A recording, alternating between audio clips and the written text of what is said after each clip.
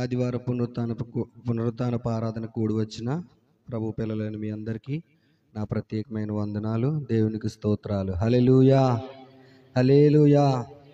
ఈ రీతిగా మరి మనందరము కూడుకోవడం, అలాగే పునరుత్థానపు ఆదివారాన్న ప్రభువుని స్తుతించడం ఎంతైనా అది ఒక గొప్ప భాగ్యముగా మరి దేవుని వాక్యంలో మనం చూస్తున్నాం కదా. దేవుని వాక్యాన్ని మనం ఆలోచన చేస్తే ఒక దినము ఆయన సన్నిధిలో గడుపుట 1000 దినాల కంటే శ్రేష్టము అని దేవుని వాక్యంలో ఉంది.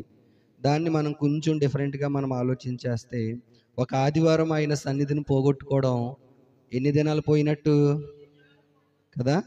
ఒక ఆదివారం ఆయన సన్నిధిలో గడిపితేనే 1000 దినాల కంటే శ్రేష్టమని ప్రభువు చెప్పినప్పుడు మరి ఒక్క ఆదివారం మనం ఆయన సన్నిధిని నిర్లక్ష్యం చేస్తే, ఒక్క ఆదివారం మనం ఆయన సన్నిధికి మనం దూరం అయిపోతే గనక మరి ఎన్ని దినాలు మనకు పోయినట్టు? 1000 దినాలు పోయినట్టు. కాబట్టి ఎప్పుడు కూడా ఆదివారం ఆరాధన అనేది మనము చాలా జాగ్రత్తగా మనం దాన్ని చూసుకోవాలి. ఒకవేళ కొన్ని పరిస్థితుల్లో మనం మన స్థానిక సంఘానికి వెళ్ళకపోవచ్చు, అంటే ఏదైనా ఊరు వెళ్ళవలసిన అవసరం వచ్చినప్పుడు, లేకపోతే ఊరు వెళ్ళి అక్కడే ఉండిపోవలసిన అవసరం వచ్చినప్పుడు అక్కడ మనం ఏం చేయాలి అంటే దేవుని మందిరం ఎక్కడుందా అని చెప్పి నెతుక్కుని దేవుని సన్నిధికి వెళ్ళే వారముగా మనం ఉండాలి. హల్లెలూయా, హల్లెలూయా. కాబట్టి కొద్ది క్షణాలు మనం దేవుని వాక్యాన్ని ధ్యానం చేద్దాం. ఇర్మియా గ్రంథం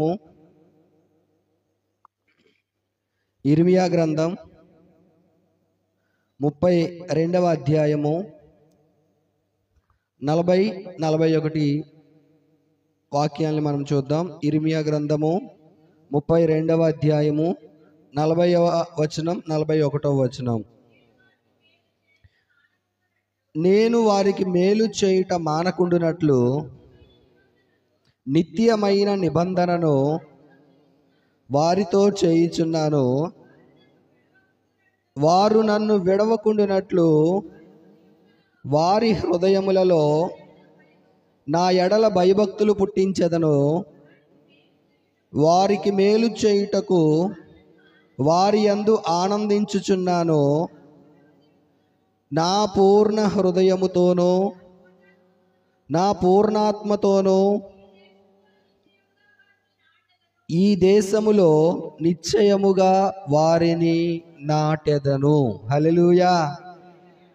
ఈ నూతన సంవత్సరంలో ప్రభు మనతో చెప్తున్న మాట ఏంటంటే, నిశ్చయముగా నేను వారిని నాటెదను.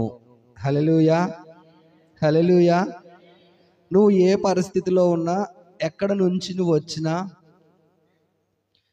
ఏ భయంకరమైన పరిస్థితులు గుండా నువ్వు వెళ్తూ ఇంకా నా జీవితం అయిపోయింది, మోడుబారిపోయింది నా జీవితం, ఈ పరిస్థితిలోంచి ఎవరూ నన్ను విడిపించలేరు, ఈ భయంకరమైన శోధనలోంచి నేను బయటికి రాలేను, చాలా భయంకరమైన పరిస్థితిలో నేను ఉన్నాను, నేను ఎలాంటి అడుగులు వేసినా, ఎక్కడ నేను అడుగు పెట్టినా ఆ పరిస్థితి అంతా ఎండిపోతుంది, అరణ్యం అనే అనుభవాల గుండా నేను వెళ్తున్నాను అని నువ్వు అనుకుంటూ ఒకవేళ ఈ సంవత్సరంలో నువ్వు అడుగు పెట్టేవేమో, నా ప్రభు చెప్తున్న మాట ఏంటంటే, నీ ఉన్న స్థితిలోనే, నీ ఉన్న ప్రదేశంలోనే, నీ ఉన్న దేశంలోనే, నీ ఉన్న సంఘములోనే, నీ ఉన్న గృహంలోనే నా ప్రభు చెప్తున్నాడు, నిశ్చయముగా నేను వారిని నాటెదను. హల్లెలూయా. ఏమంటున్నాడు? నిశ్చయముగా నేను వారిని నాటెదను. ఎంతమందికి ఉంది ఆశ నేను నాటబడాలి? ఎంతమందికి ఉంది ఆలోచన, ఎప్పుడు నా స్థితి అలాగే ఉండాలండి, ఎప్పుడు నేను కొరతలోనే ఉండాలండి, ఎప్పుడు నేను దారిద్ర్యతలోనే ఉండాలండి, ఎప్పుడు లేమిలోనే ఉండాలండి అని నువ్వు అనుకుంటున్నావా? లేదు కదా. దేవుని వాక్యం అంటుంది, నిశ్చయముగా నేను మిమ్మును నాటెదను అంటున్నాడు ప్రభు. హల్లెలూయా, హల్లెలూయా. ఏమంటున్నాడు ప్రభు? నిశ్చయముగా మిమ్మల్ని నాటుతాను. మీరు ఎక్కడున్నారో, ఏ పరిస్థితిలో ఉన్నారో సరే, ఇప్పుడు మనం నాటబడాలి అంటే కొన్ని కండిషన్స్ ప్రభు పెడుతున్నాడు మనకి. అర్థమవుతుంది కదా. ఆశీర్వదించబడాలంటే కొన్ని రూల్స్ అండ్ రెగ్యులేషన్స్ ఉంటాయి, కొన్ని కండిషన్స్ ఉంటాయి, అవునా కదా. మనం ఒక ఉద్యోగంలో చేరాలి అనుకోండి, ఏముంటాయి? కొన్ని క్వాలిఫికేషన్స్ ఉండాలి. ఆ ఉద్యోగానికి సంబంధించిన క్వాలిఫికేషన్స్ మనకు ఉండాలి. ఒక సాఫ్ట్వేర్ ఇంజనీర్గా నువ్వు అవ్వాలనుకోండి, ఏముంటుంది నీకు?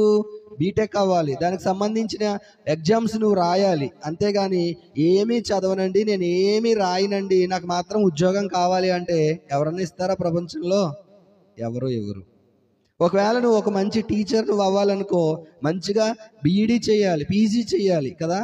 దేవుని వాక్యాన్ని మనం ఆలోచన చేస్తే దేవుడు నిశ్చయముగా నేను నిన్ను నాటుతాను అంటున్నాడు.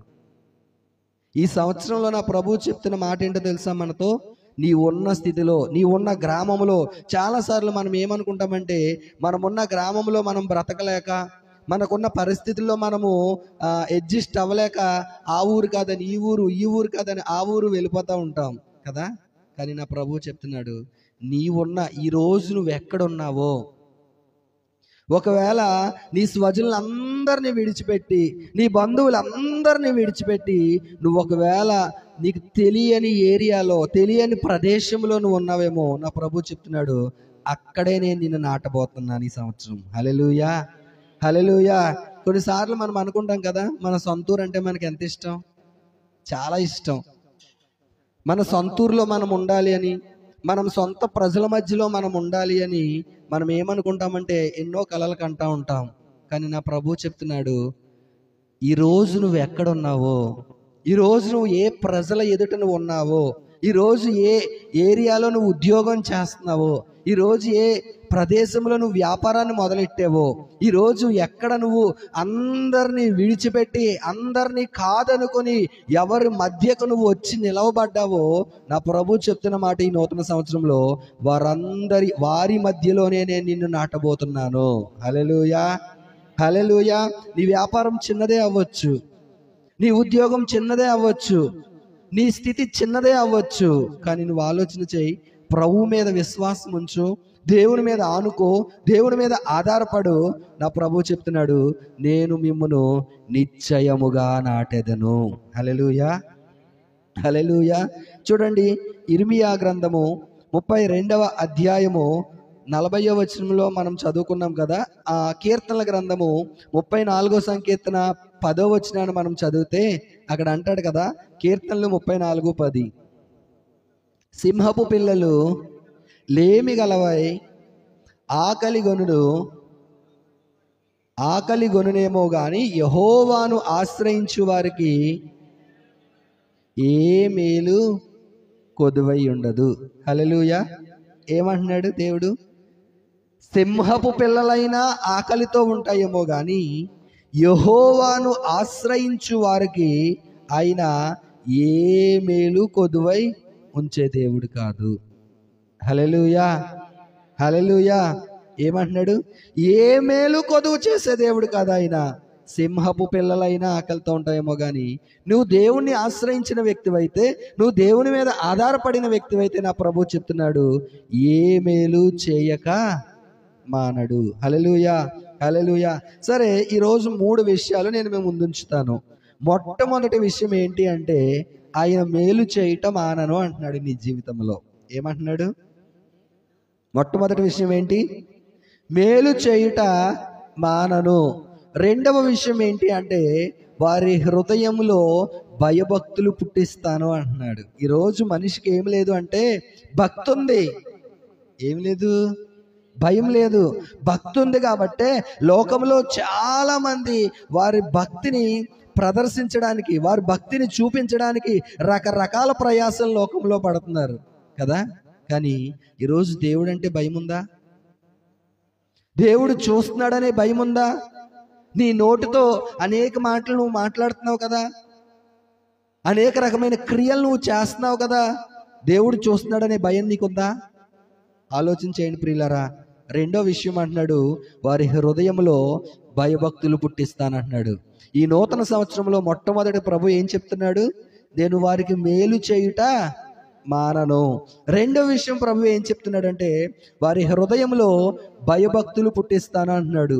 మూడో విషయం మనం ఆలోచన చేస్తే, ఈ దేశములో నిశ్చయముగా వారిని నేను నాటెదను. ఇదే కదా మన అంశము. ఏంటి రోజు మన అంశం? నిశ్చయముగా వారిని నేను నాటెదను. చాలా మొక్కలు ఉంటాయి. నాటబడుట అనగానే మనకి ఏం గుర్తొస్తుంది? మొక్కలు గుర్తొస్తాయి కదా.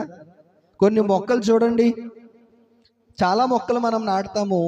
కొన్ని మొక్కలు ఎలాగుంటుందంటే పరిస్థితి, గట్టిగా వర్షం వచ్చిందంటే, గట్టిగా గాలి వేసిందంటే టప్మని పడిపోతాయి, అవునా కదా. కానీ కొన్ని మొక్కలు ఎలాగుంటాయో తెలుసా? ఎంత వర్షం వచ్చినా, ఎంత గాలి దుమ్ము వచ్చినా, తుఫాన్ వచ్చినా ఆ మొక్కలు చాలా స్ట్రాంగ్గా ఎలా ఉంటాయి? నాటబడిపోయి చాలా స్ట్రాంగ్గా ఉంటాయి. ప్రియులారా, మనం ఆలోచన చేస్తే ఈరోజు నా ప్రభు చెప్తున్న మాట ఏంటంటే, నేను నిశ్చయముగా మిమ్మల్ని నాటెదను. మీరున్న స్థితిగతుల్లో, మీరున్న పరిస్థితుల్లో, మీరు చేస్తున్న ఉద్యోగాల్లో, మీరు చేస్తున్న వ్యాపారాల్లో నువ్వు అనుకోవచ్చు, నా స్థితి చాలా చిన్నదండి, ఏ రోజు కష్టపడకపోతే ఆ రోజు నాకు రెక్కాడితేనే కానీ డొక్కాడని పరిస్థితి అండి అని నువ్వు అనుకుంటున్నావేమో. ఒకవేళ ప్రభు సన్నిధిలో రహస్యంగా నువ్వు కన్నీరు కారుస్తున్నావేమో. నీ ఉన్న స్థితిలోనే ఈ సంవత్సరంలో నా ప్రభు నిన్ను నాటబోతున్నాడు. హల్లెలూయా, హల్లెలూయా. సరే చూడండి, మొట్టమొదటిది ఏమని చెప్పాను? ఆయన మేలు చేయుట మానను అంటున్నాడు. ఎవరైతే ఆయనని ఆనుకుంటారో, ఎవరికి ప్రభువు మేలు చేస్తాడంటే, ఆయన్ని ఆశ్రయించు వారికి ఆయన మేలు చేస్తానంటున్నాడు. ఎవరికి మేలు చేస్తాడంట? యెహోవాను ఆశ్రయించు వారికి ఏ మేలు చేయక మానను అంటున్నాడు ప్రభు. ఎంత మంచి దేవుడు కదా మన దేవుడు, ఎంత గొప్ప దేవుడు కదా మన దేవుడు. ఈ నూతన సంవత్సరంలో నువ్వు ఎవరిని ఆశ్రయించాలి అంటే ప్రభువుని ఆశ్రయించే వ్యక్తిగా ఉండాలి. హల్లెలూయా. నీకు ఆయన మేలు చేసి ఆయన నీ యందు దృష్టి ఉంచే దేవుడు. చూడండి, ఇర్మియా గ్రంథము 24వ అధ్యాయము 6వ వచనాన్ని మనం చదివితే అక్కడ అంటున్నాడు కదా, వారికి మేలు కలుగునట్లు నేను వారి మీద దృష్టి ఉంచుచు ఈ దేశమునకు వారిని మరలా తీసుకొని వచ్చి పడగొట్టక వారిని కట్టెదను. ఏమంటున్నాడండి? పడగొట్టక వారిని కట్టెదను, పెళ్ళగింపక వారిని నాటెదను. ఏం చేస్తాడంట మన దేవుడు? వారికి మేలు కలుగునట్లు నేను వారి మీద దృష్టి ఉంచుచు ఈ దేశమునకు వారిని మరలా తీసుకొని వచ్చి పడగొట్టక వారిని కట్టెదను, పెళ్ళగింపక వారిని నాటెదను. ఎందుకు ప్రభు మనల్ని నాటుతానంటున్నాడు? మేలు కలుగునట్లు. హల్లెలూయా. ఎందుకు ప్రభు నాటుతానంటున్నాడు? నిన్ను ఏం చేస్తానంటున్నాడు ప్రభు ఈ నూతన సంవత్సరంలో? మేలు చేస్తానంటున్నాడు. మేలు కోసమే కదా మనం ఎక్కడికి పడితే అక్కడికి తిరుగుతున్నాము. మేలు కోసమే కదా మనం హాస్పిటల్ అంతా తిరుగుతున్నాము. మేలు కోసమే కదా ఎవరు అప్పిస్తారని అప్పులు ఇచ్చేవాళ్ళు ఇళ్ళకి తిరుగుతున్నాము. మేలు కోసమే కదా, శాంతి సమాధానం లేకే కదా మనము ఎక్కడికి పడితే అక్కడ పరుగులు ఎడుతున్నాము. నా ప్రభు చెప్తున్నాడు, ఈ సంవత్సరంలో ఆయన నీకు మేలు చేస్తానంటున్నాడు. హల్లెలూయా, హల్లెలూయా. వాక్యం వింటున్నప్పుడు ఆ వాక్యాన్ని మనం రిసీవ్ చేసుకోవాలి ప్రియులారా. కొన్నిసార్లు భక్తులు బలిపీఠం మీద నిలవబడి మాట్లాడుతుండగా దేవుని భక్తుల నోట్లోంచి అగ్ని జ్వాలల వంటి మాటలు వస్తున్నప్పుడు, అగ్ని కణముల వంటి మాటలు వస్తున్నప్పుడు ఆ మాటలు మన హృదయాన్ని తాకాలి. హల్లెలూయా, హల్లెలూయా. అందుకే అన్నాడు, దుప్పు నీటి వాగుల కొరకు ఆశపడినట్లు దేవా నీ కొరకు, నీ మాట కొరకు నా ప్రాణము ఆశపడుతుంది అంటున్నాడు భక్తుడు. చర్చిలో చాలా యాక్టివిటీస్ ఉంటాయి. వాక్యము వచ్చేసరికి అసలు ఆ చీమ కదలకూడదు, ఎక్కడ చిన్న శబ్దం రాకూడదు, ఎక్కడ చిన్న శబ్దం అనేది రాకూడదు. వాక్యాన్ని మనము చాలా జాగ్రత్తగా వినాలి. ప్రభు అంటున్నాడు, మీకు మేలు కలుగునట్లు పెళ్ళగింపక కదలబడక నేను మిమ్మును నాటెదను అంటున్నాడు. ఈ నూతన సంవత్సరంలో ఏమంటున్నాడు తెలుసా ప్రభు? నిన్ను నన్ను నాటబోతున్నాడు ఆయన. మేలు చేస్తారంటున్నాడు నీ జీవితంలో. ఒకవేళ నువ్వు నీరసిల్లిపోయి, ఒకవేళ కృంగిపోయిన పరిస్థితిలో నువ్వు ఉన్నావేమో, నా ప్రభు చెప్తున్నాడు, నేను నిన్ను నాటెదను. ఎలా నాడతాడంటే నీ మీద ఆయన దృష్టి ఉంచుతానంటున్నాడు. ఏమంటున్నాడు ఇక్కడ ఇర్మియా గ్రంథము 24:6 ఏమన్నాడు? వారికి మేలు కలుగునట్లు నేను వారి మీద దృష్టి ఉంచుచు. ఎవరు దృష్టి ఉంచుతారండి మన మీద? 2 పిల్లలు 3 పిల్లలు మనకు ఉన్నారనుకోండి, వాళ్ళని చూడడానికే మనం ఎన్ని కింద మీద ఎంతలా నలిగిపోతూ ఉంటాం. వారికి ఏం కొనాలో, వారిని ఎలా చూడాలో, వారిని ఎలా చదివించాలో, వారికి ఏమి సమకూర్చాలో కదా. కానీ నా ప్రభు చెప్తున్నాడు, నీ మీద ఆయన దృష్టి ఉంచుతానంటున్నాడు. ఏ మనుష్యుడు మన మీద దృష్టి ఉంచడు, మన తల్లిదండ్రులు మన మీద దృష్టి ఉంచడు ప్రియులారా. కానీ నా ప్రభు చెప్తున్నాడు, నేను మీ మీద దృష్టి ఉంచుతాను. ఈరోజు నువ్వు ప్రభు సన్నిధిలో ఏమని ప్రార్థన చేయాలో తెలుసా? ప్రభువా, నా స్థితిగతుల్ని చూడండి ప్రభువా. చూస్తున్నాడు ఆయన. ఈరోజు చెప్తున్నాడు, నేను దృష్టి ఉంచుతాను. ఎందుకు? ఆయన మనల్ని చూసి వెళ్ళిపోయే దేవుడా, మేలు చేసే దేవుడు ఆయన. ఎవరైనా చూసి పట్టించుకోకుండా వెళ్ళిపోయే దేవుడు కాదు. యేసు ప్రభు ఒకసారి ఆయన అలా నడుచుకుంటూ వెళ్ళిపోతున్నాడు. ఒక బిచ్చగాడు కేకలు వేస్తున్నాడు, దావీదు కుమారుడా, దావీదు కుమారుడా, దావీదు కుమారుడా, నన్ను కరుణించయ్యా, నన్ను దాటిపోకు ప్రభువా. అక్కడ అంటాడు, మాటి మాటికి సిగ్గుమాలి. పక్క వారందరూ అంటున్నారు, ఈ మాట్లాడుకో, ఏంటి అలా అరుస్తున్నావు? ప్రభు వెళ్ళిపోతున్నాడు, నీ మాట పట్టించుకోడు ప్రభు, నీ ప్రార్థన వినడు ప్రభు, నీ ప్రార్థనకు జవాబు రాదు అని అంటున్నారేమో పక్క వాళ్ళు. మన పక్క వాళ్ళు మనల్ని అలాగే ఏం చేస్తారు? నిరుత్సాహపరుస్తూ ఉంటారు. ఏంటంట? మూయి నోరు, మూయి నోరు, ఎందుకు అరుస్తున్నావు పిచ్చోళ్ళగా? ఎందుకు కేకలు పెడుతున్నావు? ఆయన ఏమన్నా వింటాడా నీ మాట? ఆయన ఏమన్నా నీ ప్రార్థన ఆలకిస్తాడా? ఆయన ఏమన్నా నీ ప్రార్థనకు జవాబిస్తాడా? ప్రియులారా, ఆలోచన చేయండి అని అందరూ ఏం చేస్తున్నారంటే ఊరుకో. కానీ చదవండి, అనేకులు వానిని గద్దించిరి గాని వాడు, దావీదు కుమారుడా, నన్ను కరుణించు. అయ్యి బాబోయ్, ఏంటంట? నిరుత్సాహపరిచే కొలది. ప్రియులారా, ఆలోచన చేయండి. చుట్టూ ఉన్న పరిస్థితులు నేను నిరుత్సాహపరిచే కొలది. ఆ బిచ్చగాడు ఏం చేస్తున్నాడు తెలుసా? మరి ఎక్కువగా. నీ విశ్వాస స్థాయి ఎలాగుండాలో తెలుసా? మరి ఎక్కువగా. పరిస్థితులు నిన్ను కృంగదీస్తాయి, పరిస్థితులు నిన్ను నీరసలింపజేస్తాయి, పరిస్థితులు నిన్ను త్రొక్కేస్తాయి, పరిస్థితులు నిన్ను అనగద్రొక్కుతాయి. ప్రియులారా, ఆలోచన చేయండి. ఎలాంటి పరిస్థితిలో ఉన్నా సరే దేవుణ్ణి ఆశ్రయించడం నేర్చుకో. ఎలాంటి పరిస్థితిలో ఉన్నా సరే దేవుని మీద ఆధారపడడం నేర్చుకో. ఈ నూతన సంవత్సరంలో మనుషుల మీద కాదు మనం ఆధారపడవలసింది, పరిస్థితుల మీద కాదు మనం ఆధారపడవలసింది. పరిస్థితులను చూసి కృంగిపోవలసిన అవసరం లేదు. బిచ్చగాడు అన్నాడు, మరి ఎక్కువగా కేకలేస్తున్నాడంట. ఈరోజు మరి నిన్ను పరిస్థితులు నిరుత్సాహపరిచే కొలది మరి ఎక్కువగా మనం ప్రార్థన చేయాలి ఈ సంవత్సరంలో. హల్లెలూయా. ఏం చేయాలి ఈ సంవత్సరంలో? ఏం చేయాలి ఈ సంవత్సరంలో? పరిస్థితులు నిన్ను అనగద్రొక్కే కొలది, పరిస్థితులు నిన్ను నిరుత్సాహపరిచే కొలది, పరిస్థితులు నిన్ను కృంగతీసే కొలది ఈ సంవత్సరంలో మరి ఎక్కువగా మనం ప్రార్థన చేయదుముగాక. ఆయన నీకు మేలు చేయనుగాక, ఆయన నిన్ను నాటునుగాక, పెళ్ళగింపక నిన్ను నాటునుగాక. హల్లెలూయా. ఏం చేయాలి నువ్వు? మరి ఎక్కువగా. ఆయన అంటున్నాడు, కుమారుడా, కుమార్తె, నీ మీద దృష్టి ఉంచుతానమ్మా, నీకు ఆలోచన చెప్తానమ్మా, నేను నీకు తోడుగా ఉంటానమ్మా, నేను నీకు మేలు చేస్తాను అంటున్నాడు నా ప్రభు. ఎంత గొప్ప దేవుని కలిగి ఉన్నావు. ప్రియులారా, ఆలోచన చేయండి. ఆయన అంటున్నాడు, పెళ్ళగింపక దృష్టి ఉంచి నీకు మేలు చేసి నేను నిన్ను నాటుతాను అంటున్నాడు. హల్లెలూయా, హల్లెలూయా.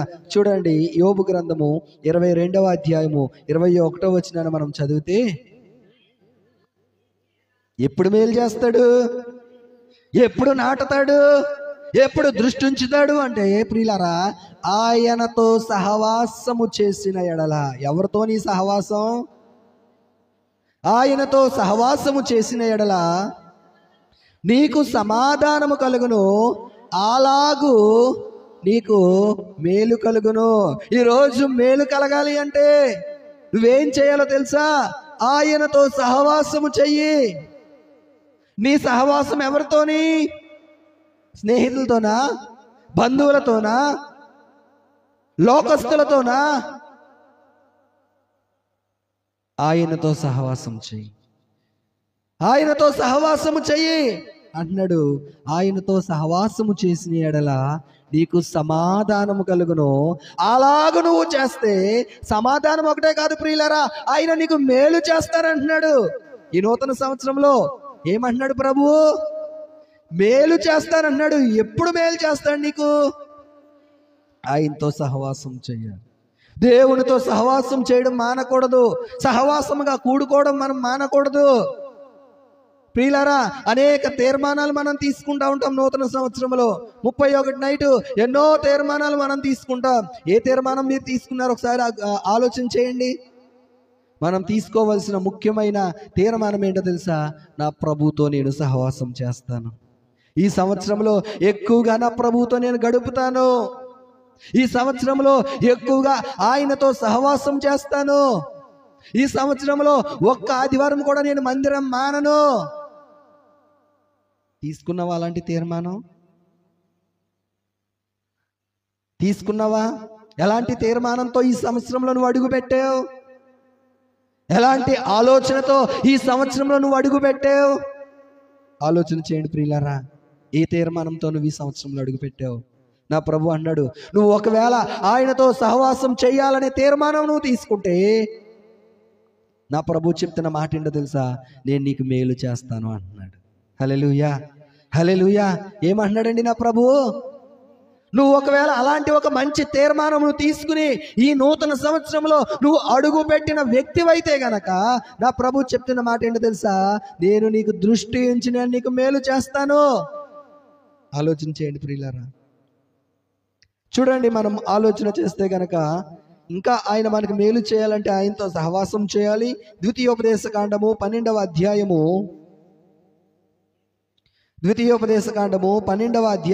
28వ వచనాన్ని మనం చదివితే, నీ దేవుడైన యెహోవా దృష్టికి ఏంటండి?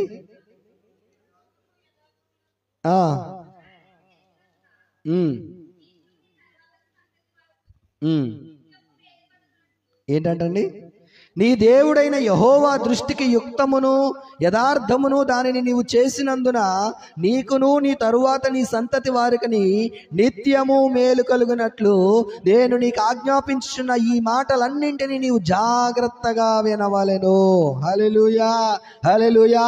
ఆయన ఈ సంవత్సరంలో నీకు సహవాసం చేయాలి అంటే, ఆయన నీకు ఈ సంవత్సరంలో మేలు చేయాలి అంటే ఆయనతో సహవాసం చేయాలి. రెండవదిగా ప్రభు ఏమంటున్నాడు తెలుసా? ఆయన మాటలు నువ్వు ఎలాగే వినాలి? జాగ్రత్తగా వినాలి. దేవుని వాక్యాన్ని ఎలా వినాలి?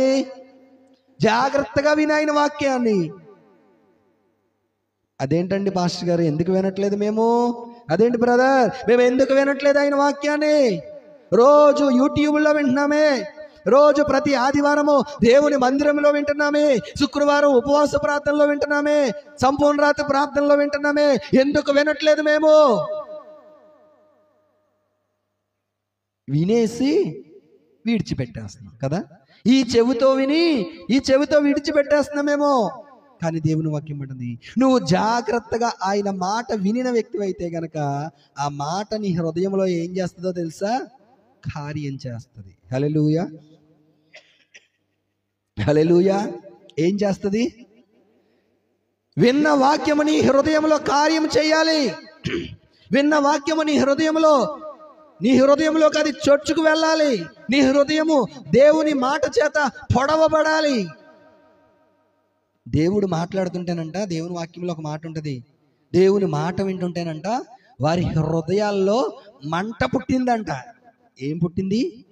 ఈరోజు దేవుని వాక్యమును వింటున్నప్పుడు నీ హృదయంలో ఏం కలగాలో తెలుసా? మంట పుట్టాలి. ఈరోజు దేవుని వాక్యము నీ హృదయంలోకి వెళ్తున్నప్పుడు నీ హృదయంలో ఏం చేయబడాలి? నీ హృదయం పొడవబడాలి, నీ హృదయం గుచ్చబడాలి, నీ హృదయంలో ఒక మంట రావాలి.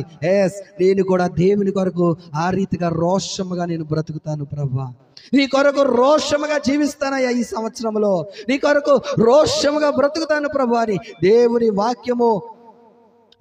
వాక్యము బయలు వెడలుతుండగానే మన హృదయంలో మంట పుట్టాలి. దేవుని వాక్యం అంటుంది, మొదటిది ఆయనతో సహవాసం చేయాలి, రెండవది ఆయన మాట నువ్వు ఎలా వినాలి? జాగ్రత్తగా వినాలి. జాగ్రత్తగా నువ్వు ఆయన మాట వినిన వ్యక్తివైతే గనక నా ప్రభు అంటున్నాడు, నేను వారి జీవితంలో మేలులు చేస్తాను అంటున్నాడు. హల్లెలూయా. ఏం చేస్తాడంట ఆయన? చూడండి, ద్వితీయోపదేశకాండము 10వ అధ్యాయం 13వ వచనాన్ని మనం చదివితే, నీ మేలు కొరకు నేను నీకు ఆజ్ఞాపించు యెహోవా ఆజ్ఞలను కట్టడలను అనుసరించి నడుచుకొందునను మాట కాక నీ దేవుడైన యెహోవా నిన్ను మరి ఏమి అడుగుచున్నాడు? నా ప్రభు నిన్ను ఏమడుగుతున్నాడు?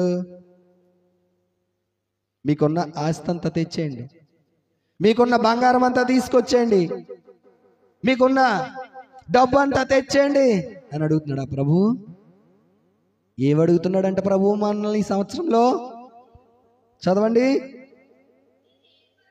నీ మేలు కొరకు నేను నీకు ఆజ్ఞాపించి యెహోవా ఆజ్ఞలను కట్టడలను అనుసరించి నడుచుకొందునను మాట కాక నీ దేవుడైన యెహోవా నిన్ను మరి ఏమి అడుగుచున్నాడు? ఏమడుగుతున్నాడు ఈ సంవత్సరంలో ప్రభు నిన్ను? నీ డబ్బు అడగట్లా, నీ దగ్గర ఉన్న బంగారం అడగట్లేదు, నీకున్న ఆస్తిపాస్తులు నా ప్రభు అడగట్లేదు. నా ప్రభు నిన్ను ఏమడుగుతున్నాడో తెలుసా? ఈ సంవత్సరంలో నీవు ఆయన మాట వినాలని అడుగుతున్నాడు. హల్లెలూయా. ఎంత స్పష్టంగా ప్రభు రాయించాడు ఈ మాట, ఎంత స్పష్టంగా పరిశుద్ధాత్మ దేవుడు తన గ్రంథంలో రాయించాడు మాట. దేవుడు నిన్ను ఏమడుగుతున్నాడు? చాలా మంది తలలు అడుగుతున్నారు. కొంతమంది లోకంలో దేవుళ్ళుగా పిలువబడేవారు తలలు అడుగుతున్నారు, నిలువు దోపిడి బంగారం అడుగుతున్నారు. ప్రియులారా, ఇంకా ఏవో కొబ్బరికాయలు అడుగుతున్నారు, అవి అడుగుతున్నారు, ఇవి అడుగుతున్నారు, ఆవులు గోదానాలు అడుగుతున్నారు. కానీ నా ప్రభు నిన్ను ఏమడుగుతున్నాడో తెలుసా? ఆయన మాట వినాలని అడుగుతున్నాడంట. వినగలవా ఆయన మాట ఈ సంవత్సరంలో? ఆయన మాట విని ఆయన మాటకి లోబడగలవా ఈ సంవత్సరంలో? నువ్వు ఒకవేళ అలాగా ఆయన మాట విని నువ్వు లోబడే వ్యక్తివైతే గనక నా ప్రభు నీకు మేలు చేయటం మానను అంటున్నాడు. హల్లెలూయా. ఏమంటున్నాడండి? నా ప్రభు నీకు మేలు చేయడం మానను అంటున్నాడు. ఎప్పుడో తెలుసా? ఆయనతో సహవాసం చేసి ఆయన మాట విన్నప్పుడు. హల్లెలూయా. రెండవది మనం ఆలోచన చేస్తే, మొదటి మాట ఏమని చెప్పాను? నేను మేలు చేయుట మానను అన్నాడు. మన మూల వాక్యానికి వద్దాం. ఇర్మియా గ్రంథం 32వ అధ్యాయం 40వ వచనం 41వ వచనాన్ని మనం చదువుకుంటే, రెండో మాట మనం ఆలోచన చేస్తే,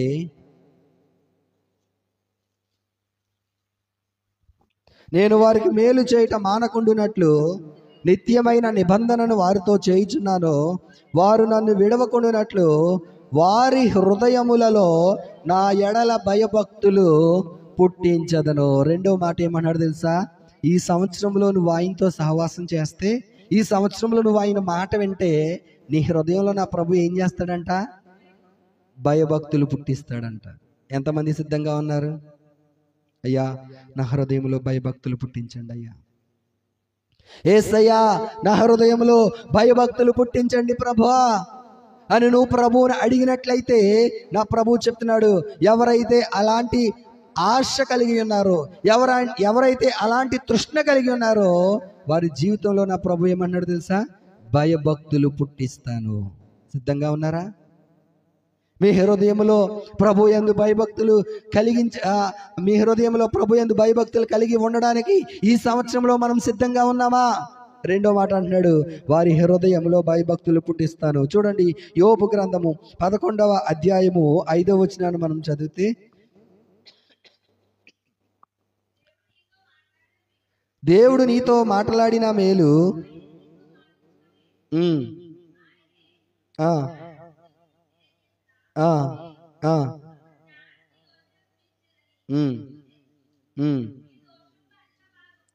చూడండి ఒకసారి ద్వితీయోపదేశకాండం తీయండి. ద్వితీయోపదేశకాండం 5వ అధ్యాయం 29వ వచనం.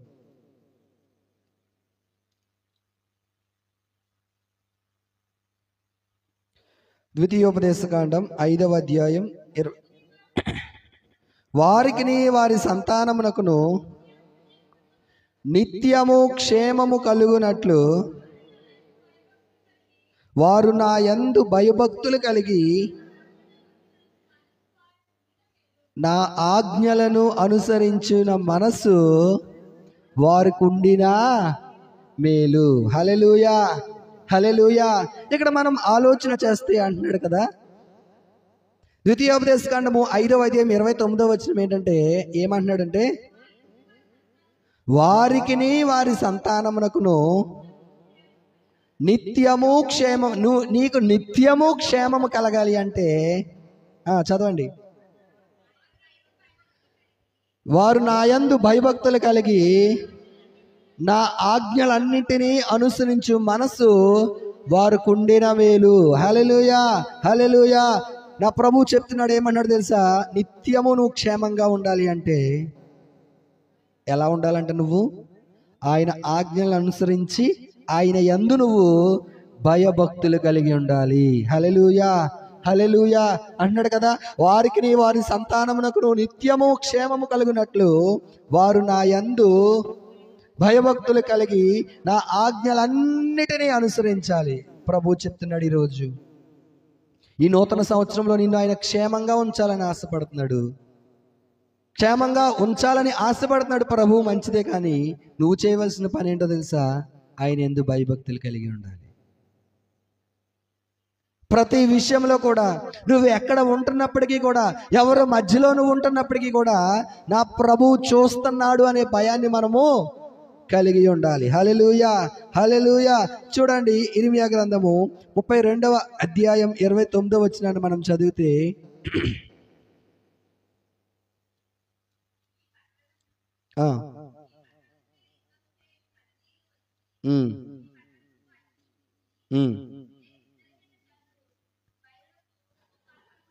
ఈ పట్టణము మీద యుద్ధము చేయు కల్దీయులు వచ్చి ఈ పట్టణమునకు అగ్ని ముట్టించి ఏ మిద్దెల మీద జనులు బయలునకు ధూపార్పణము చేసి అన్య దేవతలకు పానార్పణములు అర్పించి నాకు కోపము పుట్టించిరో ఆ మిద్దెలన్నింటినీ కాల్చివేసేదను.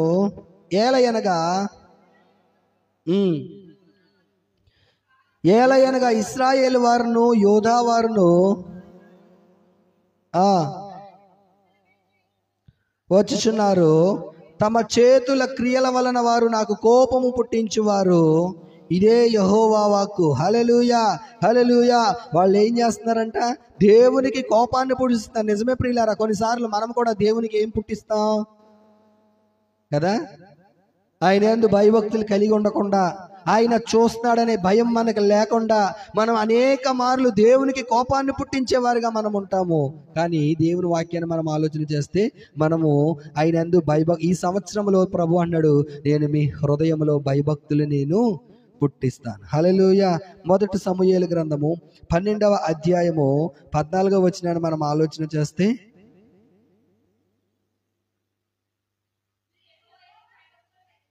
మీరు యెహోవా యందు భయభక్తులు కలిగి ఆయన మాటలు విని ఆయనను సేవించి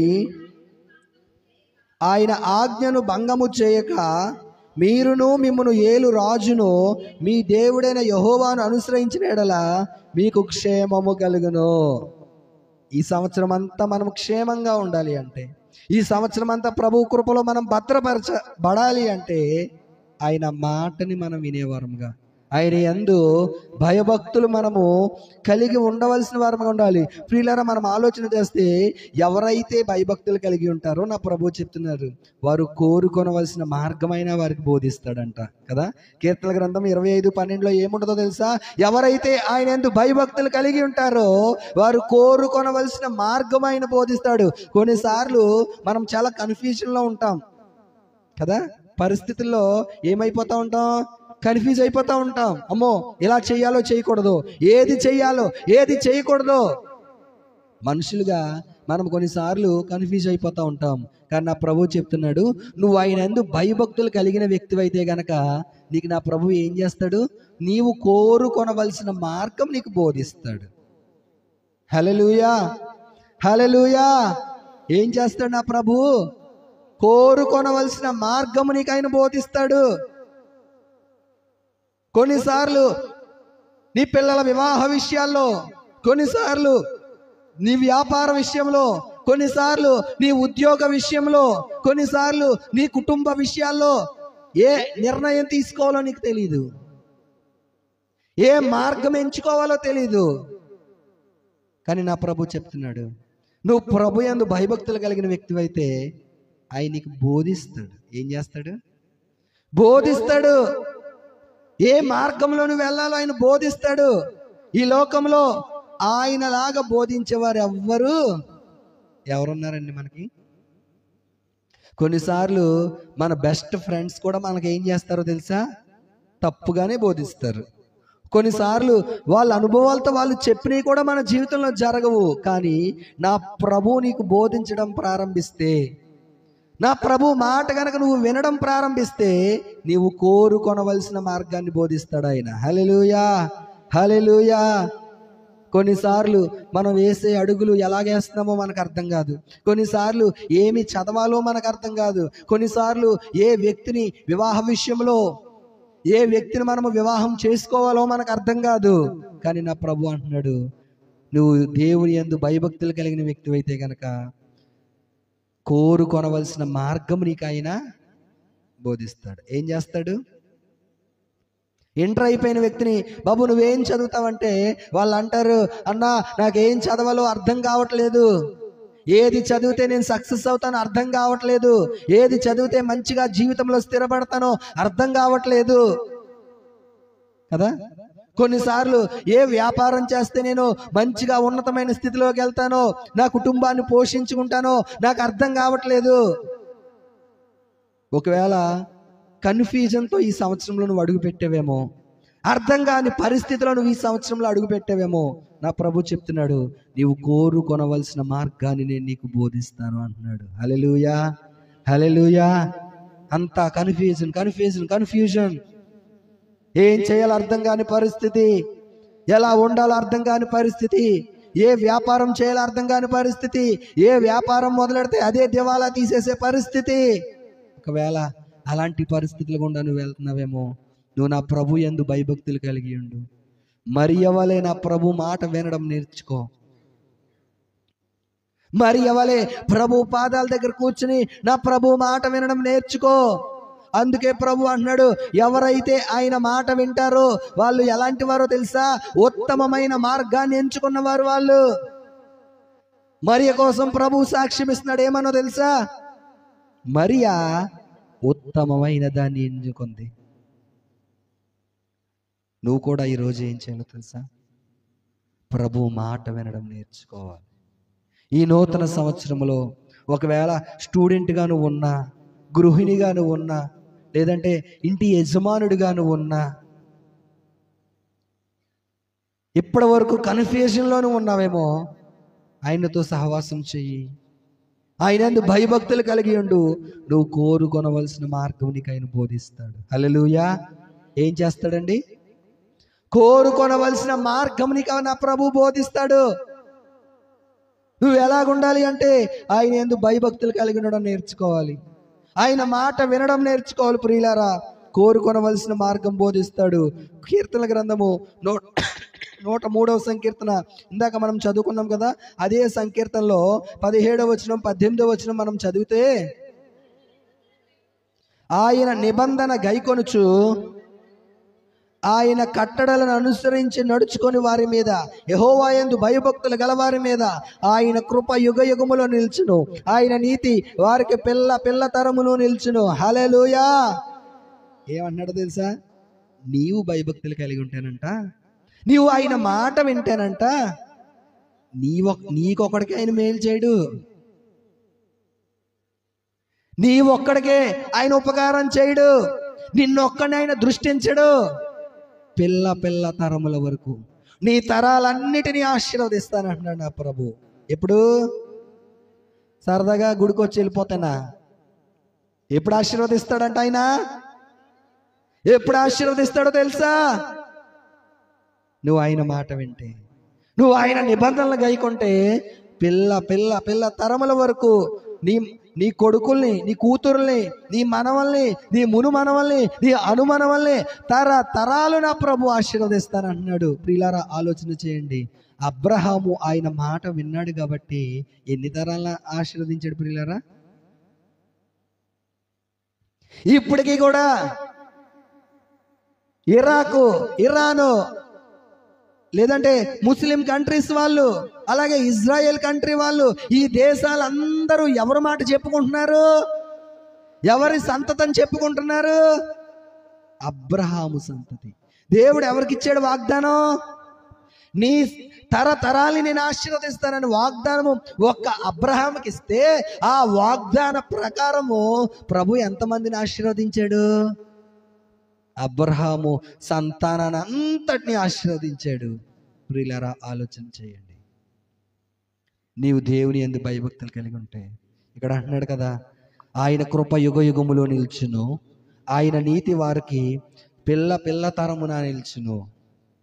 నీతో ఆగిపోదు ఆయన కృప, నీతో ఆగిపోవు ఆయన మేలులు, నీతో ఆగిపోవు ఆయన ఉపకారములు. నీ విశ్వాసం ఉంచితే, నీవు భయభక్తులు కలిగి ఆయన యందు ఉండడం నువ్వు నేర్చుకుంటే, నువ్వు భయభక్తులు కలిగి ఆయన ఆజ్ఞలన్నిటినీ జాగ్రత్తగా అనుసరించడం నువ్వు నేర్చుకుంటే, నా ప్రభు చెప్తున్నాడు, పిల్ల పిల్ల పిల్ల తరముల వరకు ఆయన నిన్ను ఆశీర్వది. ఎంతమంది సిద్ధంగా ఉన్నారు? నా సంతానం అంతా ఆశీర్వదించబడాలండి, నా సంతానం అంతా దీవించబడాలండి, నా మనవలు వారి మనవలు తరతరాలు అందరూ ఆశీర్వాదకరంగా ఉండాలి అండి అని నువ్వు ఆశపడుతున్నావేమో ఈరోజు. కానీ నా ప్రభు చెప్తున్నాడు ఏంటో తెలుసా? జాగ్రత్తగా ఆయన మాట వినండి. ఏమడుగుతున్నాడు ఆయన? అంటున్నాడు కదా, ఇంతే కదా యెహోవా నిన్ను అడుగుతున్నాడు. ఏం కోరుకుంటున్నాడు అంటే, ఆయన మాట వినడమే కోరుకుంటున్నాడు. ప్రియులారా, ఆయన ఏమీ నీ నుంచి కోరుకోవట్లేదు, ఆయన మాట జాగ్రత్తగా వినండి అని చెప్తున్నాడు అంతే. అదే మనకు చాలా కష్టం, అదే మనకి చాలా బాధ, చాలా దుఃఖమో. ఆయన మాట వినాలంటే ఎంత బాధో, ఎంత దుఃఖమో. కానీ ఆయన మాట వినడం నేర్చుకుంటే పిల్ల పిల్ల తరములు ఆశీర్వదిస్తాడు. ఒక అబ్రహామును బట్టి దేశాలు ఆశీర్వదించాడే, ఒక్క సేవకుని బట్టి రోజు అనేక సంఘాలను ప్రభు ఆశీర్వదించాడే. దైవజనుడైన ఏసన్న గారిని బట్టి అనేక సంఘాలను ఆశీర్వదించాడే. దైవజనుడైన భక్సింగ్ గారిని బట్టి అనేక సంఘాలను ప్రభు ఆశీర్వదించాడే. ఒక్క సేవకుడి ద్వారా కొన్ని వందల సంఘాలను ప్రభు ఆశీర్వదించాడు. ఈరోజు నీ ద్వారా నీ కుటుంబాన్ని, ఈరోజు నీ ద్వారా నీ తరతరాల్ని ప్రభు ఆశీర్వదించాలి అంటే నువ్వు జాగ్రత్తగా ఆయన మాట వినాలి. ఎలా వినాలి ఆయన మాట? జాగ్రత్తగా ఆయన మాట విని భయభక్తులు కలిగి, దేవుని యందు భయభక్తులు కలిగి నీవు ఉంటే, నిన్నొకనే కాదు ప్రియులారా, నీ తరతరాల్ని నా ప్రభు ఆశీర్వదిస్తానంటున్నాడు. హల్లెలూయా, హల్లెలూయా. చూడండి, మనం ఆలోచన చేస్తే మూడవ మాట ఏమంటున్నాడండి? మొదటిది ఏమన్నాడు? నీకు మేలు చేయుట మానను. రెండవది ఏమన్నాడు? నీ హృదయంలో నేను నీకు భయభక్తులు, నీకు మేలు చేయకుండా ఉండాలి అంటే నువ్వు ఎలాగ ఉండాలో ప్రభు చెప్పాడు. రెండవది, నువ్వు ఆయన భయభక్తులు కలిగి ఉంటే నీకు ఏ మేలులో ఆయన చేస్తాడో ప్రభు చెప్పాడు. మూడవ మాట మనం ఆలోచన చేస్తే, ఈ దేశంలో నిశ్చయముగా నేను వారిని, రండి మన మూలవాక్యానికి, ఇర్మియా గ్రంథము 32వ అధ్యాయము 41వ వచనం. నేను వారికి మేలు చేయుట మానకుండునట్లు వారు నన్ను విడవకుండునట్లు వారి హృదయములో నా ఎడల భయభక్తులు పుట్టించదను. వారికి మేలు చేయుటకు వారి యందు ఆనందించుచున్నాను. నా పూర్ణ హృదయంతో, నా పూర్ణాత్మతో ఈ దేశంలో నిశ్చయముగా వారిని నాటేదను అంటున్నాడు. మూడో మాట ఏంటో తెలుసా? నిశ్చయముగా నీ దేశంలో నిన్ను నాటబోతున్నాడు నా ప్రభు. హల్లెలూయా. మన దేవుడు ఎవరంట? మేలు చేయట్లో ఆయన ఆనందించే దేవుడు అంట. ఈ లోకంలో మనుషులు ఎలాగుంటారో తెలుసా? నీకు ఏదైనా ఒక మంచి పేరు వచ్చింది అనుకోండి, నీకు ఏదైనా కొంచెం లోకంలో నువ్వు గొప్ప అవుతున్నావు అనుకోండి, ఎంతమంది నలుగురు మనల్ని కిందకి లాగేయడానికి చూస్తారు కదా. ఈ లోకమంతా అసూయ, ఎక్కడ చూసినా అసూయే. మనం కొంచెం సంపాదించామంటే అసూయ, ఆత్మీయంగా కొంచెం ఎదుగుతున్నామంటే అసూయ. ప్రియులారా, ఈ అసూయ ఎక్కడ? లోకంలోనే కాదు, సంఘంలో కూడా చాలాసార్లు మనం చూస్తూ ఉంటాం కదా. ఎవరైనా మంచిగా పాట పాడారంటే పక్క వాళ్ళకి అసూయ వచ్చేస్తుంది. ఈ అసూయ అనేది ఎక్కడ పుట్టింది అంటే దుష్టుడి దగ్గర పుట్టింది అసూయ. కానీ నా ప్రభు ఏమన్నాడంటే, ఆయన మనకు మేలు చేయడానికి ఆయన ఆనందించే దేవుడై ఉన్నాడు. ఎవరు ఆనందిస్తాడండి ఈ రోజుల్లో? మనం ఒక ఉన్నత స్థితిలోకి వెళ్తే నా ప్రభు ఆనందిస్తానంటున్నాడు. చూడండి, మూడవ మాట అంటాడు కదా, ఈ దేశంలో నిశ్చయముగా నేను వారిని నాటెదను. వారికి మేలు చేయుటకు వారి యందు ఆనందించుచున్నాను. నా పూర్ణ హృదయముతోనూ నా పూర్ణ ఆత్మతోనూ ఈ దేశంలో నిశ్చయముగా వారిని మామూలుగా నాటుతానన్నట్లా. మనం ఏమంటాం తెలుసా? నార్మల్గా ఎవరికైనా చెప్పాలనుకోండి, ఏదైనా ఒక మాట ఇవ్వాలనుకోండి, నేను వస్తాను వెళ్ళు, లేదా నీకు ఇలా చేస్తాను అంటాం. వాళ్ళు నమ్మట్లేదు అనుకోండి, వెంటనే మన నోట్లోంచి వచ్చే మాట ఏంటి? ప్రామిస్ కదా. మనం ఎక్కువ పిల్లలు చెప్తా ఉంటారు ఈ మాటలు, వాళ్ళ నోట్లో ఎక్కువ వింటాం. పెద్దోళ్ళుగా మనం కూడా చాలాసార్లు ఏమంటాం? ప్రామిస్. నా ప్రభు చెప్తున్నాడు, నా ప్రభు ఈరోజు మీకు ప్రామిస్ చేస్తున్నాడు. ఏమన్నా తెలుసా? నిశ్చయముగా. ఎలాగంట? నా పూర్ణ హృదయముతోనూ నా పూర్ణ ఆత్మతోనూ. ఎవరైనా మన మాట వినకపోతే వెంటనే మనం ఏమంటాం? ప్రామిస్ అని ఎలాగంటామో అలాగే నా ప్రభు చెప్తున్నాడు, పూర్ణ ఆత్మతోను పూర్ణ హృదయంతో, అంటే హార్ట్ఫుల్గా నా ప్రభు నేను మిమ్మల్ని నాటుతాను అంటున్నాడు. ఎలాగా? ఏదో నార్మల్గా వెళ్ళండి నేను చూసుకుంటాను అనట్లా. నా పూర్ణ ఆత్మతోను పూర్ణ హృదయముతోనూ ఈ దేశంలో నిశ్చయముగా వారిని నాటెదను. హల్లెలూయా, హల్లెలూయా. ఇర్మీయా గ్రంథము 24వ అధ్యాయము 6వ వచనాన్ని మనం చదివితే, వారికి మేలు కలుగునట్లు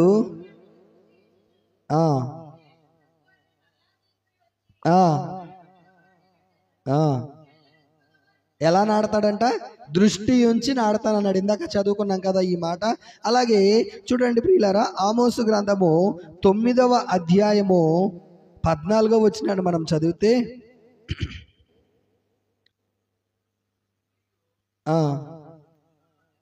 ఆమోసు గ్రంథము 9వ అధ్యాయం 14వ వచనం చదవండి. మరియు శ్రమ నొందుతున్న నా జనులకు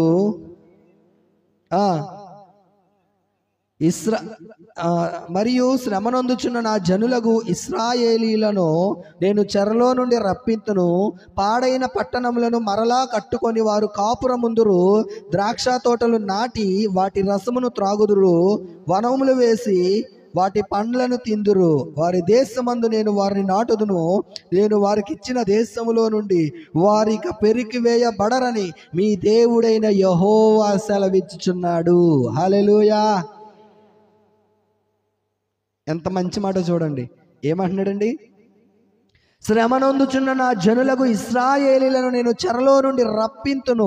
నువ్వు ఏ చెరలో నువ్వు ఉండిపోయావో, ఏ శ్రమలో నువ్వు పట్టబడ్డావో, ఏ శోధనలో నువ్వు కృంగిపోతున్నావో, అలాంటి శ్రమలన్నిటిలోంచి నా ప్రభు ఏమంటున్నాడు తెలుసా? నేను బయటికి రప్పింతును అంటున్నాడు. హల్లెలూయా. నీ కన్నీటిలోంచి ఆయన బయటికి రప్పించబోతున్నాడు ఈ సంవత్సరంలో. నీ వేదనలోంచి ఆయన బయటికి రప్పించబోతున్నాడు ఈ సంవత్సరంలో. నీ నిరాశలోంచి బయటికి రప్పించబడిపోతున్న సంవత్సరం ఇది. ఏమంటున్నాడంటే, వాటన్నిటి నుంచి నిన్ను బయటికి రప్పించంట. పాడైన పట్టణములను మరలా కట్టుకొని వారు కాపురముందురు. ఇది నాశనం అయిపోయింది, దీని జీవితం అయిపోయింది, దీని బ్రతుకు అయిపోయింది అని, నా జీవితం ఇంతే అని నువ్వు అనుకుంటున్నావేమో. అలాంటి నీ జీవితాన్ని నా ప్రభు ఈ సంవత్సరంలో అనేక మందికి ఆశీర్వాదకరంగా నిలబెట్టబోతున్నాడు. హల్లెలూయా, హల్లెలూయా. ఒకవేళ నీ భర్త చేత, ఒకవేళ నీ భార్య చేత, ఒకవేళ నీ స్వజనుల చేత నువ్వు త్రోసివేయబడ్డావేమో, ఒకవేళ నీ స్వజనుల మధ్యలోంచి నువ్వు నెట్టివేయబడ్డావేమో, ఎవ్వరు నీకు సహాయం చేసేవాళ్ళు లేక ఒక నిరాశ్రయుడిగా నువ్వు ఉన్నావేమో ఈ లోకంలో. నా ప్రభు చెప్తున్నాడు, మరలా పాడైపోయిన పురములను నేను మరలా కడతానంటున్నాడు నా ప్రభు. పాడైపోయిన నీ జీవితాన్ని మరలా కడతానంటున్నాడు నా ప్రభు. పాడైపోయిన నీ బ్రతుకును మరలా ఆయన కట్టబోతున్నాడు ఈ సంవత్సరంలో. కృంగిపోయిన నేను లేవనెత్తబడబోతున్నావు ఈ సంవత్సరంలో నీవు. హల్లెలూయా. ఇక్కడ మనం ఆలోచన చేస్తే అన్నాడు కదా, పాడైపోయిన పురములను, పాడైన పట్టణములను మరలా కట్టుకొని వారు కాపురముందురు. ద్రాక్ష తోటలు నాటి వాటి రసమును త్రాగుదురు. వనములు వేసి వాటి పండ్లను తిందురు. వారి దేశమందు నేను వారిని నాటుదును. నేను వారికి ఇచ్చిన దేశములో నుండి వారు ఇక పెరికి వేయబడరని నీ దేవుడైన యెహోవా సెలవిస్తున్నాడు. నీవు నాటబడ్డాక నిన్నెవ్వరూ పెరికి వేయరంట. హల్లెలూయా. మనంతట మనం నాటబడితే కాదు, ఆయన చేత నాటబడితే. మనంతట మనం నాటబడ్డాం అనుకోండి, నీ స్వచిత్తంతో నువ్వు వ్యాపారం మొదలెట్టావనుకో, నీ స్వచిత్తంతో నువ్వు దేవునికి వ్యతిరేకంగా ఏదో ఆలోచించుకొని నీ స్వలాభం కొరకు నీ సొంత ప్రయత్నంతో నువ్వు ఏదైనా పని చేయడం మొదలు పెట్టావనుకోండి, ఎదరికెళ్ళక ఏదో దెబ్బతినేస్తాం మనం కానీ నా ప్రియులారా, దేవుడు ఇందాక అన్నాడు కదా, ఆయన ఏమన్నాడు, మనం కోరుకొనవలసిన మార్గం ఆయన మనకి, ఆయన బోధ విని, ఆయన మాట విని, ఆయన మాట మీద మనం లోబడి, ఆయన మాటకు విధేయత చూపించి, ఆయన మాటలు జాగ్రత్తగా వింటూ మనము ముందుకు వెళ్తే నా ప్రభు అంటున్నాడు, పెరికి వేయబడమంట, నాటబడతామంట. నేను వారికి ఇచ్చిన దేశంలో నుండి వారికి పెరికి వేయబడరని నీ దేవుడైన యెహోవా సెలవిస్తున్నాడు.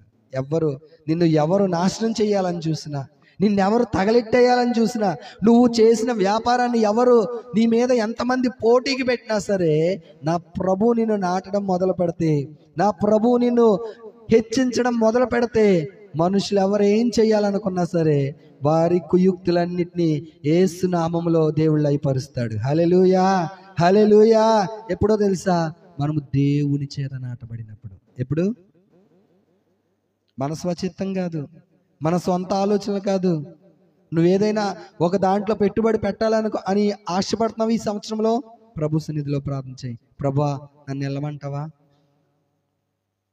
ప్రభువా, ఈ పని చేయమంటావా? ఒకవేళ ఈ సంవత్సరంలో నువ్వు ఏదైనా చదవాలని ఆశపడుతున్నావా? ప్రభువా, ఈ విధానంలో ఈ చదువు నన్ను చదవమంటావా అని ప్రతి విషయంలో కూడా నువ్వు ఏం చేయాలంటే దేవుని మీద ఆధారపడాలి. హల్లెలూయా, హల్లెలూయా. చూడండి, కీర్తన ఇర్మియా గ్రంథము 42వ అధ్యాయం 10వ వచనం మనం చదివితే,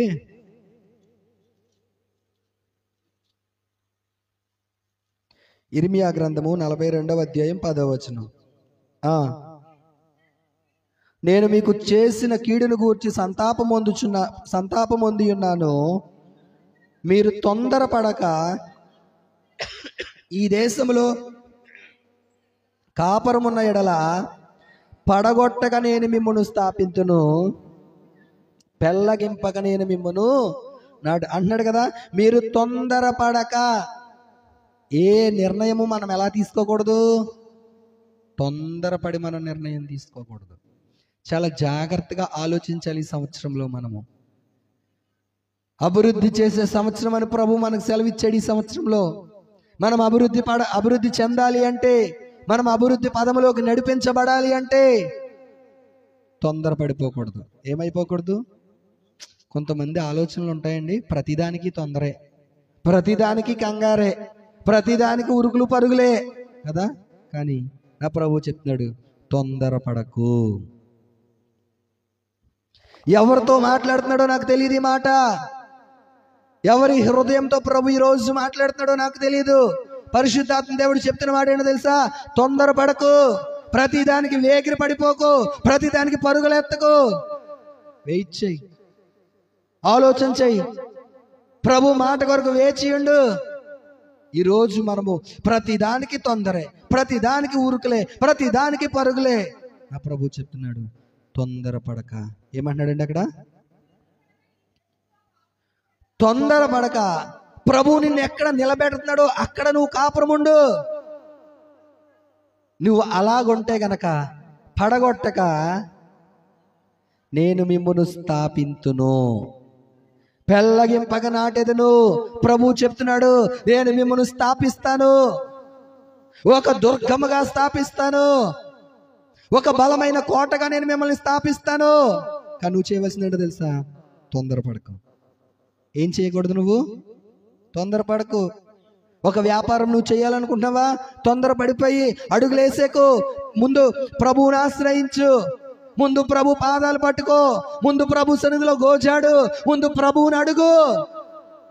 ఒకవేళ నీ స్వచిత్తం, నీ సొంత ఆలోచన, నీ సొంత నిర్ణయానికి నువ్వు పరుగులెత్తారనుకోండి, ఏమైపోతామంటే దెబ్బతినేస్తాం. కానీ నువ్వు ప్రభు మాట మీద ఆధారపడి, నువ్వు ప్రభు చిత్తానికి లోబడి, ఆయన మాట మీద నువ్వు ఆధారపడి నువ్వు ముందుకి తొందర పడకుండా నువ్వు ముందుకు వెళ్తే గనక నా ప్రభు అంటున్నాడు, పెళ్ళగింపక మిమ్మల్ని స్థాపిస్తాను, పెళ్ళగింపక మిమ్మల్ని నాటుతాను, పడగొట్టక నేను మిమ్మల్ని నాటుతాను అంటున్నాడు ప్రభు. పడగొట్టగా స్థాపిస్తాను, పెళ్ళగింపక నాటుతాను. ఏ సంఘంలో ఈ రోజు నువ్వు దేవుడు నీ సంఘంలో నాటాడా? నాటబడు. మరలా అక్కడో అడుగు, ఇక్కడికో అడుగు. నో ప్రియులారా, నిన్ను నీ కుటుంబ జీవితంలో నాటాడా? నాటబడు. నీకు ఒక మంచి వ్యాపారాన్ని ప్రభు ఇచ్చాడా, ఆ వ్యాపారంలో నాటబడు. కానీ ఎటు పడితే అటు నువ్వు తొందరపడకూడదు, ఎటు పడితే అటు నువ్వు పరుగులు ఎత్తకూడదు. ఆత్మీయ జీవితంలోనైనా శారీరకంగానైనా సరే దేవుడు నీకు ఏది ఇచ్చాడో ఆ స్థితిలో సంతృప్తి కలిగినడం మనం నేర్చుకోవాలి. హల్లెలూయా, హల్లెలూయా. నీకు చిన్న వ్యాపారాన్ని ప్రభు ఇచ్చాడా, ఆ వ్యాపారంలో నువ్వు నమ్మకత్వం కలిగి జీవించు.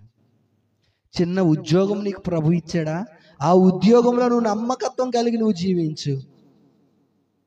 నువ్వు ఈ మందిరంలో ప్రభు నిన్ను నాటాడా, ఈ మందిరంలో నువ్వు నమ్మకత్వం కలిగి నువ్వు జీవించు. పరిచర్య, నీకు చిన్న పరిచర్య ప్రభు అప్పగించాడా, ఆ చిన్న పరిచర్యలో నమ్మకత్వం కలిగి నువ్వు జీవించు. అనేక వాటి మీద ప్రభు నిన్ను స్థాపిస్తానంటున్నాడు.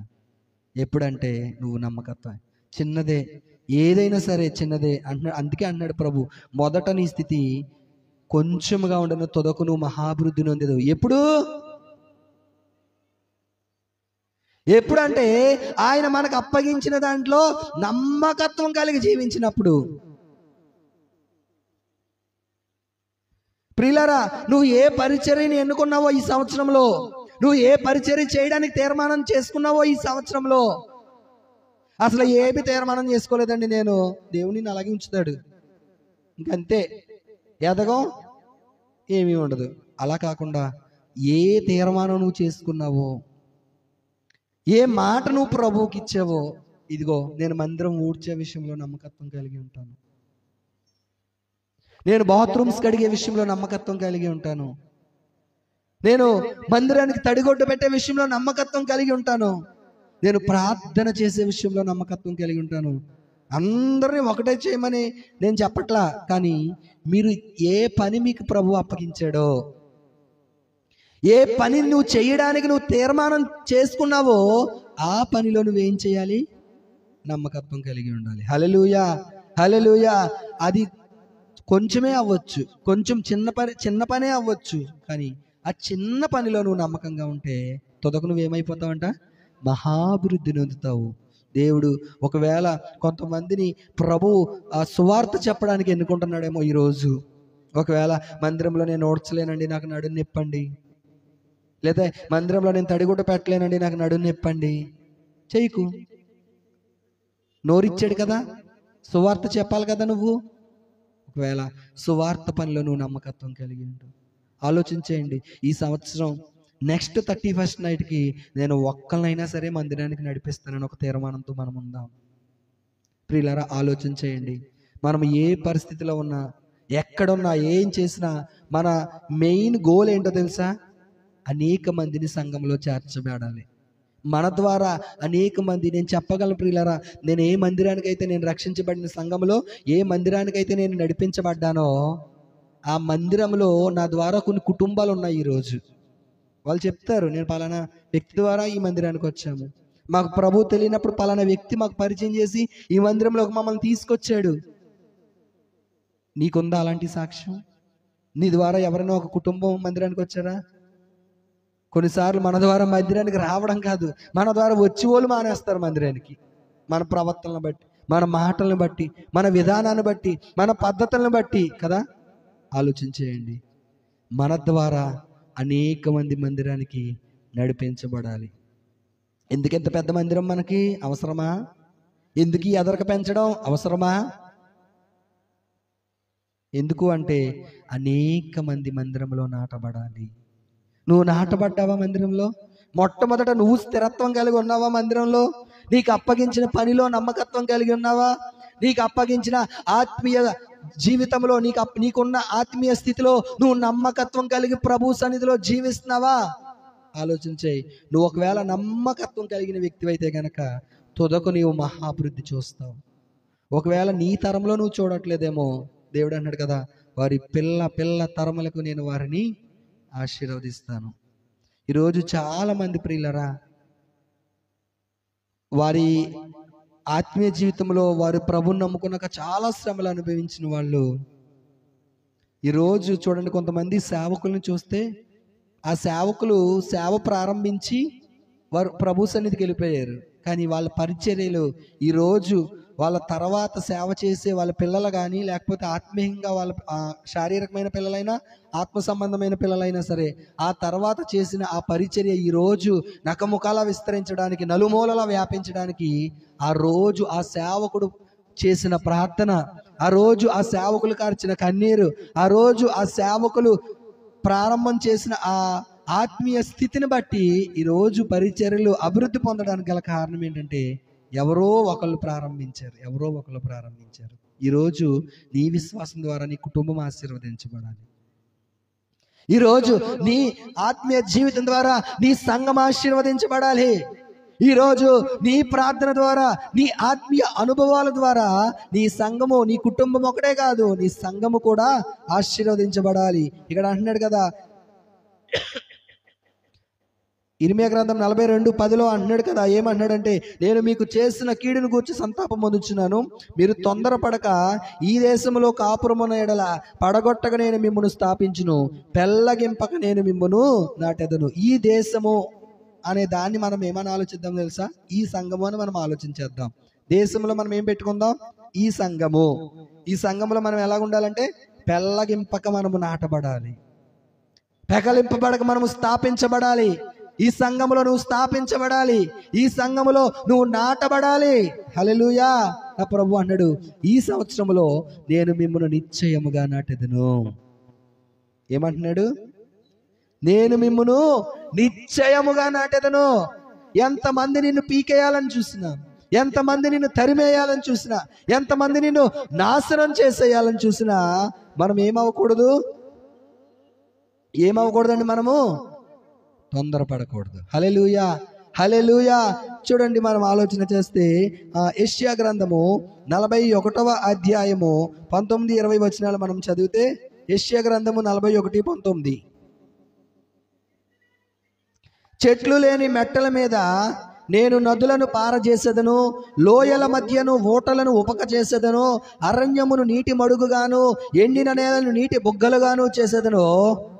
నేను అరణ్యములో దేవదారు వృక్షమును, తుమ్మ చెట్లను, గొంజి చెట్లను, తైల వృక్షమును నాటించెదను. అడవిలో తమాల వృక్షమును, సరళ వృక్షములను, నేరేడి వృక్షములను నాటెదను. హల్లెలూయా. ఎక్కడంటే ఇవన్నీ? అరణ్యములో. నీ జీవితం ఒకవేళ అరణ్యం అనే అనుభవాలు కూడా నువ్వు వెళ్తున్నావేమో ఈరోజు. నా ప్రభు అంటున్నాడు, అలాంటి అనుభవాల్లోనే నేను నిన్ను నాటుతాను. అయిపోయిందండి, నా పరిస్థితి అయిపోయింది, నాకెవరు సహాయం చేసేవాళ్ళు లేరు, నా ఆరోగ్యం మొత్తం క్షీణించిపోయింది, నా వ్యాపారం మొత్తం దివాలా తీసేసింది, నా ఉద్యోగంలో సరి అయిన ప్రగతి లేదు అని నువ్వు అనుకుంటున్నావేమో. వారి మధ్యలో దేవుడు నిన్ను ఎలా నాడతాడంట? నేను అరణ్యములో దేవదారు వృక్షమును, తుమ్మ చెట్లను, గొంజి చెట్లను, తైల వృక్షమును నాటించెదను. ఎక్కడ నాటిస్తాడంట? అసలు అరణ్యంలో ఎందుకు నాటించాలి? అరణ్యంలో నీరు ఉంటుందా? మొక్కలు ఎక్కడ నాటడానికి ఇష్టపడతాం మనం, చెప్పండి? మనం ఏదైనా మొక్కలు తెచ్చాము, ఎక్కడ నాటడానికి ఇష్టపడతాము? ఎక్కడ నీరు అందుబాటులో ఉంటుందో అక్కడ నాటడానికి మనం ఇష్టపడతాం, అవునా కదా? కానీ ప్రభు ఏమంటున్నాడంటే అరణ్యములో నాటుతానంటున్నాడు. ఈ రోజు అరణ్యం అనే అనుభవాల్లో ప్రభు నేను నాటడానికి ఆయన ఇష్టపడుతున్నాడు. ఎందుకో తెలుసా? ఆయన నిన్ను నాటగా ఎవ్వరూ నిన్ను పీకలేరు. హల్లెలూయా. ఆయన నిన్ను నాటగా ఎవ్వరూ నిన్ను పెకలింపలేరు. అరణ్యములో నిన్ను నాటే దేవుడు. ఒకవేళ అరణ్య అనుభవాలు గుండా గనక నువ్వు వెళ్తే ఆయన నిన్ను నాటుతాను అన్నాడు. యెహెజ్కేలు గ్రంథము 17వ అధ్యాయము, యెహెజ్కేలు గ్రంథము 17వ అధ్యాయం 4-6 వచనాలు మనం చదివితే, యెహెజ్కేలు 17:4-6.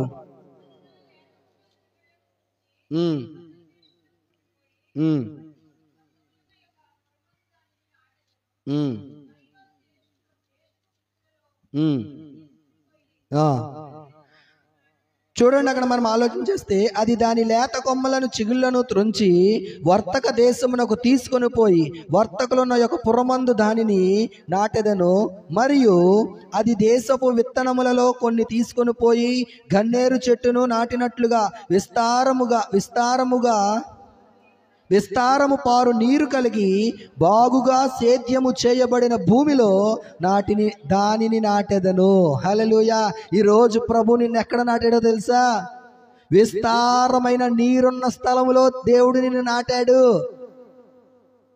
ఈ సంఘం ఏంటి? విస్తారమైన నీరు కలిగిన సంఘం ఇది. హల్లెలూయా. ఏ సంఘం ఇది? విస్తారమైన నీరు కలిగిన సంఘములో ప్రభు నిన్ను నాటాడు. ఎక్కడ నాటాడంట? చెప్పండి అమ్మా. ఎక్కడ నాటాడు ప్రభు? విస్తారమైన నీళ్లు కలిగిన సంఘము, ఆత్మానుభవాలు కలిగిన సంఘము, పరిశుద్ధాత్మ అభిషేకం కలిగిన సంఘము, విస్తారంగా వాక్య ప్రవాహము కలిగిన సంఘములో ప్రభు నిన్ను ఏం చేశాడంటే నాటాడు. హల్లెలూయా, హల్లెలూయా. విస్తారమైన నీరు కలిగిన సంఘం ఇది. పరిశుద్ధాత్మ అభిషేకం కలిగిన సంఘం ఇది. దేవుని ఆత్మవరాలతో నింపబడుతున్న సంఘం ఇది. విస్తారమైన వాక్య ప్రవాహము కలిగిన సంఘములో ప్రభు నిన్ను ఏం చేశాడో తెలుసా? నాటాడు. ఇప్పుడు నాటబడిన నీవు స్థిరత్వం కలిగి నువ్వు జీవించాలి దేవుని సంఘములో. చాలా సంఘాలు ఉన్నాయి లోకంలో, చాలా సంఘాలు ఉన్నాయి లోకంలో. ఈ చాలా సంఘాల్లో విస్తారమైన నీరు లేదు, విస్తారమైన ఆత్మీయ అనుభవాలు లేవు. కొంతమంది స్వస్థతలనే ప్రధానంగా చేసుకుని పరుగులెడుతున్నారు, కొంతమంది ఆశీర్వాదాలనే ప్రధానంగా చేసుకుని పరుగులెడుతున్నారు. కానీ నా ప్రభు ఏమన్నాడంటే, మిమ్మల్ని విస్తారమైన నీరు కలిగిన సంఘములో నేను మిమ్మల్ని నాటాను. ఈ నూతన సంవత్సరంలో నా ప్రభు ఏమంటున్నాడు తెలుసా? మీరు నాటబడిన మీరు ప్రభువుకు మంచి ఫలాలు ఇచ్చే వ్యక్తులుగా ఉండాలి. హల్లెలూయా. ఏం చేయాలి? ప్రభువుకి ఏమి ఇవ్వాలి? నాటబడి ఉంటే సరిపోద్దా? మన ఇప్పుడు ఈ పక్క స్థలంలో ఆ కొబ్బరి చెట్టు ఉంది, చాలా బలంగా ఉంది, చాలా దృఢంగా ఉంది. కొబ్బరికాయలు ఏమి ఇవ్వకుండా ఉంటే మనం సంతోషిస్తామా దాన్ని చూసి? వెంటనే పాస్టర్ గారు అంటారు, తీసేయండి రా దాన్ని కదా. ఈరోజు ప్రభు కూడా సంఘములో నాటబడిన నిన్ను చూసేయమన్నాడు తెలుసా? నీవు ఫలించకపోతే, నీవు ఫలాలు ఇవ్వకపోతే ఏంటి ప్రయోజనం? నాటబడిన సంఘములో, నీరు కలిగిన సంఘములో, ఉత్తమమైన ఉపదేశం కలిగిన సంఘములో మనం నాటబడ్డామే. అనేక ఉపదేశాలు ప్రభు మనకు బోధిస్తున్నాడే, ఎన్నో బోధలు మనం వింటున్నామే. అనేక మంది దైవజనులు వచ్చి మనల్ని నాటుతున్నారే, అనేక మంది దైవజనులు వచ్చి మనల్ని స్థిరపరుస్తున్నారే. ఇంత బోధ మనం విని సరి అయిన ఫలాలు గనక మనం ఫలించకపోతే ఏదైనా ప్రయోజనం ఉందా? ఏమీ ప్రయోజనం లేదు. ఈరోజు విస్తార ప్రవాహం కలిగిన సంఘంలో నాటబడిన మనము మన యజమానుడికి మనం మంచి ఫలాలు ఇచ్చే వ్యక్తులుగా మనం ఈ సంవత్సరంలో ఉందాం గాక. హల్లెలూయా, హల్లెలూయా. ఈరోజు దేవుడు మనకు చేసిన వాగ్దానం ఏంటి? నిశ్చయముగా నేను మిమ్మును నాటెదను. హల్లెలూయా, హల్లెలూయా. మొట్టమొదటి మాట చెప్పండి. ఆయన మేలు చేయటం అన్నాడు. ఈ సంవత్సరంలో మనందరి జీవితంలో ఆయన ఏం చేస్తాడు? మేలు చేస్తాడు. రెండవ మాట ఏంటి? ఆయన మన హృదయములో భయభక్తులు పుట్టిస్తానన్నాడు. మూడవ మాట ఏంటంటే నిశ్చయముగా నేను మిమ్మును నాటెదను. ఎంతమంది సిద్ధంగా ఉన్నారు నాటబడ్డానికి? కొంతమంది సగం సిద్ధంగా ఉన్నారు, ఇలా అంటున్నారు కదా. పూర్తిగా సిద్ధంగా ఉన్నారా? పూర్తిగా దేవుని సన్నిధిలో మనం నాటబడిన వారంగా అందరం ఎక్కడ వారు అక్కడే మోకరిద్దాం. పాస్టర్ గారు ప్రార్థనలోకి నడిపిస్తారు.